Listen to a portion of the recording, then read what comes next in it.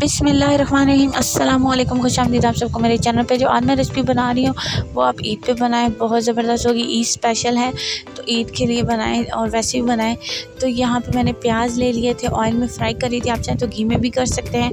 और जैसे ही थोड़ी सुनहरी सुनहरी हो जाएंगे ना, उसके अंदर अदरक, लहसुन और भुना कटा हुआ धनिया मैंने पीस लिया था, और इसके अंदर मैं थोड़ी सी मिर्चें डाल दूँगी। इससे बहुत ज़बरदस्त जो है ना जायका आता है। और हमेशा जब भी टमाटर आप यूज़ करें तो उसके छिलके निकाल के यूज़ करें, उससे आपके जो है ना डाइजेस्टिव सिस्टम में मसला नहीं होगा और आपको खाना बहुत अच्छा हज़म हो जाएगा। इसके बाद मैं इसमें टमाटर डाल दूँगी, थोड़ा सा नमक डाल दूँगी ताकि ये गल जाए।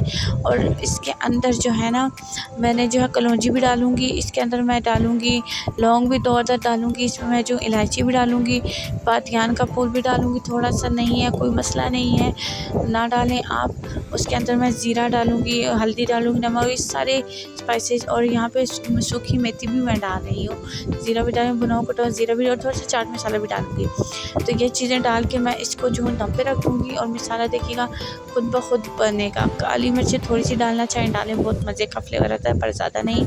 और एक साइड पे मैंने यहाँ पे जो है ना आलू गोल काट के नमक डाल के मैं रख दिया था, ताकि अगर मीठे हैं तो वो मिठास उनकी निकल जाएगी। और अब इसमें मैं डाल दूँगी, क्योंकि आलू बहुत जल्दी गल जाएंगे। और इनको मैं दम पे रख दूँगी।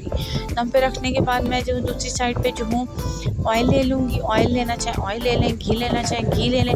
पर जो ऑयल या घी आप लेंगे वो भी आपको इसी में हांडी में डालना होगा, इसलिए थोड़ा सा घी पहले डालना चाहें तो डाल लें, ज़्यादा ये आपके ऊपर है। जितना ऑयल या जितना आपने कम ऑयल यूज़ करना है या घी करना है वो आप कर सकते हैं। और इसके अंदर मैंने फिर जो है ना थोड़ी सी हरी मिर्ची और डाल दी थी कि जो है ना ज़रा मज़े का लगे। और इसके अंदर मैं कोफ्ते एक साइड पे पैन लिया, उसके अंदर मैं कोफ्ते डाल दूँगी। कोफ्तों की रेसिपी बहुत जल्द आएगी इंशाल्लाह, क्योंकि ईद पे तो कोफ्ते हमारे यहाँ लाजमी बनता है। ये चिकन के कोफ्ते थे, इसलिए हमारे यहाँ बीफ के कोफ्ते इतने नहीं खाए जाते, तो मैं बीफ कोफ्ता भी आपके साथ ज़रूर इंशाल्लाह शेयर करूँगी। और यहाँ पे इनको मैं ना जो तेज़ आंच पे फ्राई करूँगी, ज़्यादा तेज़ आंच पे भी नहीं, ना ज़्यादा नॉर्मल, ज़्यादा तेज़ आंच पे इसलिए कि ये जो है ना मतलब टूटते नहीं हैं अल्हम्दुलिल्लाह से, पर इसका जो है ना पानी रिलीज़ होगा और वो फिर अच्छा नहीं होता।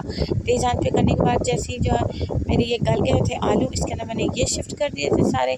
और जब लास्ट में जब ये तैयार हो गया था, जो ऑयल उनका बच गया था ना कोफ्तों का, वो मैंने ऊपर से डाल के और ढेर सारा हरा धनिया डाल दिया था। और आप ये ट्राई करिएगा, मुझे बताइएगा आपको कैसा लगा, लाइक से सब्सक्राइब करिएगा। इंशाल्लाह मैं नई रेसिपी के साथ फिर हाज़िर होंगी। मुझे दुआ में याद रखिएगा, अपना ख्याल रखिएगा। लाइक शेयर सब्सक्राइब, खुदा हाफिज़।